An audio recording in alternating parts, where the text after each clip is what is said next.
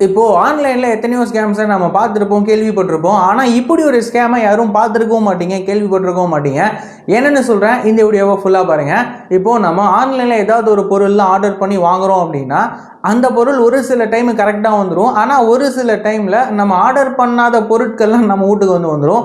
அதெல்லாம் பார்க்கும்போது என்னடா இது அப்படின்ற மாதிரி தான் வந்திருக்கும். ஸோ இப்போது இதே மாதிரி தான் ஒரு சம்பவம் நடந்திருக்கு. என்ன அப்படின்னு சொல்லிட்டு கேட்டிங்கன்னா, பாகிஸ்தானில் ஒருத்தர் 6500 கொடுத்து கிளிலாம் வாங்கலாம் அப்படின்னு சொல்லிட்டு ஆசை கிளியை ஆர்டர் பண்ணியிருக்கிறாரு.